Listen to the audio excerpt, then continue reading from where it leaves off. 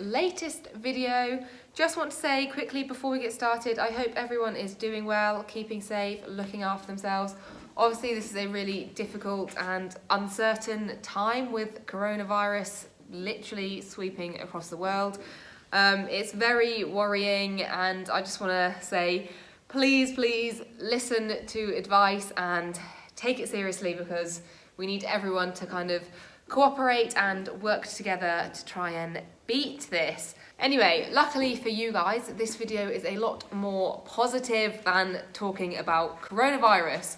So as you may know, Jam and I went to Swalcliffe just over a week ago to do Jam's first ever BE event. There is a vlog on that, so if you haven't seen that, I would suggest watching that before you watch this video. It's on my recents, it won't be hard to find. This video I'm actually collaborating with An Eventful Life, who are amazing. I'm sure a lot of you will already know about them. They basically go to events all over the UK and also in Australia, which is nice. Maybe I'll get a trip to Australia one day, fingers crossed. But what they do is they film the entire course. Good girl, Bear. They set up video cameras pretty much for every fence. I think very occasionally there's fences that they can't get to, but that's not very often. So they set up cameras all over the course, get all the fences, and then you can buy a video of your entire round. So you guys probably know from my eventing vlogs, it's very hard to get cross-country footage. Obviously, like, the cross-country courses are really long, and Hobbit doesn't like running. So I often only get a fence or two, which was the case in my Swalcliffe vlog. And because it was Jam's first ever event and she did so well, I was really gutted that I didn't get to see much of the cross country. It felt really great, but I wanted to be able to see it and to be able to show Mum. So I was a bit sad, and then I realised that they were at the event. The way things panned out, because Jam actually won, we did in fact win a video, but then I got in touch with them and we've decided to collaborate on this video. So I'm going to show you the entire round, and I'm going to be a technical whiz kid, and I'm gonna do a voiceover of what I was thinking as I was like going over the fences, like what I felt went well, what went badly, just basically how I felt the entire round went. I might replay certain things or like slow things down or zoom them in or out, just so I can give you guys as good a representation of what I thought was going on while we were going round. If you haven't watched the other video, and if you're adamant you're not going to watch it, I'll quickly fill you in with sort of how it went. So the conditions were really bad, and as I've said, it was Jam's first ever event. Jam is a 6-year-old, but Lara. So Jam is a 6-year-old, but because we had a foal from her after getting her over from Ireland, she is very green. She's been broken for less than a year, and I've only taken her to a handful of little show jumping competitions. She'd done one dressage test, so it really was a kind of schooling day out. Ironically, it went a lot better than that. So dressage, she had a 32.8, was that right? 32.8? I want to say it's that. It was around that mark. There weren't any other sub-30s in the section, but it wasn't like the lowest, but it was still a good score. Show jumping, she was clear, which was amazing. You can see, in fact, nice Jam. I've just thought I'm going to put the show jumping round that Mum filmed in as well, and I'll do a voiceover of that now as well, but just to fill you in, she was clear show jumping, which was amazing, and then cross country, you'll see in the video in a second, she did the most amazing clear. She was inside the time, and then we actually ended up finishing on our dressage score and somehow winning it, which was a massive surprise. But amazing, Jam pulled it out of the bag. I'm so happy with her. So that is how the day went. So what I'm going to do now is I'm going to show you the show jumping round. This was filmed by Mum, so the quality is not going to be as good. Okay, so into the show jumping. I really had no idea how this was going to go. It was super muddy. Jam had never ever jumped on grass, and you can see it's quite sort of bright and spooky. So going into the first, I was really kind of just hoping she was going to jump it, to be honest. She gives me this amazing jump, and I'm kind of celebrating and don't do anything till about there. Then I push and then pull, and I just give her the most awful stride to that fence. Trot round the corner, kind of get my ducks in a row a bit. I was like, Meg, you need to start riding. Get a really nice shot to this, just sort of holding her a bit more together. I think I relaxed a bit after that. I realised she's not being spooky. I just need to let her keep travelling forward. She pops that sweetly. This next fence was really, really gappy. The fillers weren't properly pushed in, so I knew it was going to be quite an easy one to have down, so I wanted to make sure I got a really good stride from the corner. Luckily we did. She had a lovely pop there. Tuck inside. I had to look over my shoulder there. I thought I'd missed that fence, but I hadn't. Trot around that corner because, again, very, very slippy. This next oxer was really spooky, but again, just kept her collected. Pop, did that really, really nicely. And same again there. Here I remember thinking, oh my god, you might go clear, which is obviously so bad to do. Come into the double. Had to really make it happen in the middle here because we're a bit off the one stride. There we go. Lovely clear. Couldn't believe it. So, so happy with her.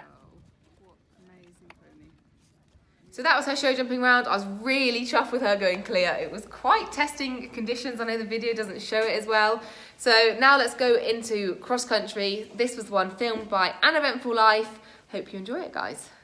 Okay, into cross country. So Jam's obviously never been through a start box. So before I rode away, I did ride her through it once or twice. And then I just wanted to make it a really calm experience. I just walked through, trotted away, into canter. It just gives her more time to look. You can see approaching this first fence, she was quite spooky. I had to flap and kick to make it happen. But she was dead honest, she just popped over it. It was quite spooky, it had green turf on it. But I was thinking about that as I approached the next one. She tries to get away from me there, but I was really adamant that I was going to put her quite deep to this to give her less chance of running out. You can see I do exactly that, and she does a lovely jump over that. Approaching the third, I was still kind of thinking, is she going to be spooky? So I was riding defensively still, I was trying to put her deep, but you can see there, she just gets straight into her rhythm after just 2 fences. That was amazing. This was the first combination on course. It's a Trichina to start with, which somehow she did not bat an eyelid at.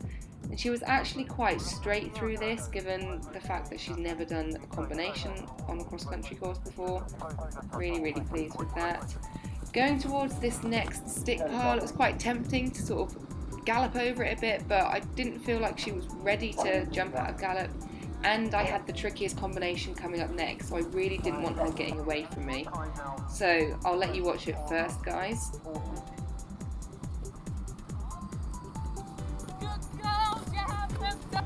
So I was absolutely buzzing with her. Here we go again. Really, really wobbly going in, so I just channel her with my hands there, try and keep them low and a consistent contact, and she was so honest, she just popped that second skinny. Absolutely buzzing.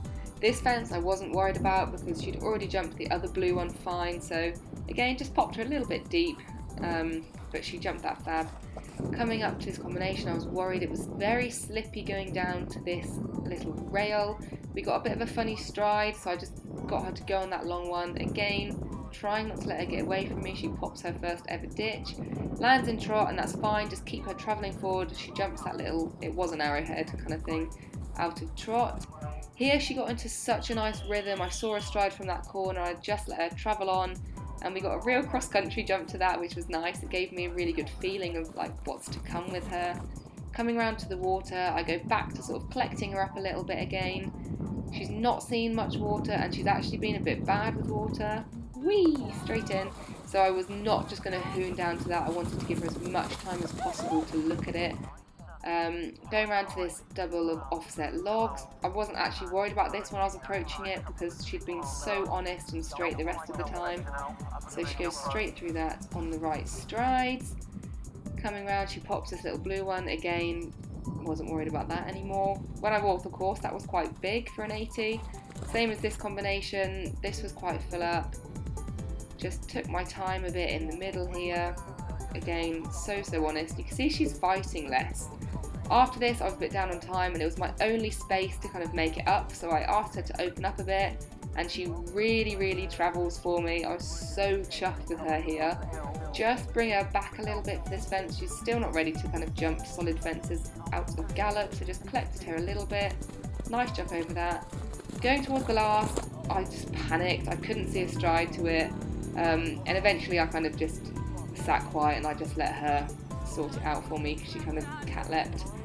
Get her going, stop my watch. I was 1 second in the time, so really close to the optimum time. I think here is kind of where the tears started. So going through the finish, I always canter away, then I trot them long and low, probably for a minute or so, maybe a bit less actually, and then bring them back to walk and hop off as soon as possible and get them washed down. So that was my cross-country round. I was so happy. I think I literally cried as soon as I turned my watch off. You can see the video of me going like, boop. I think that's when the tears start.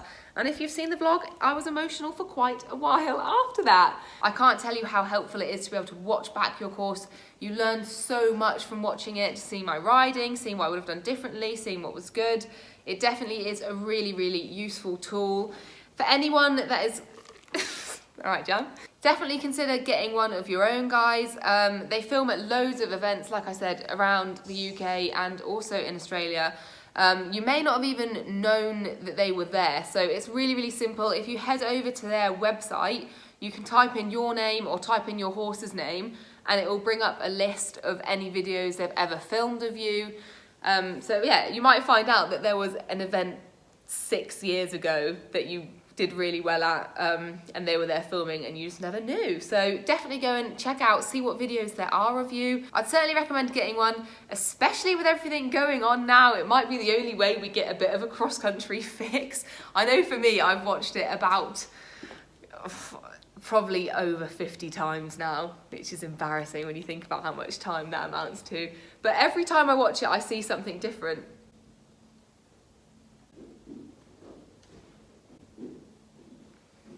You alright? Yeah? I got bad breath.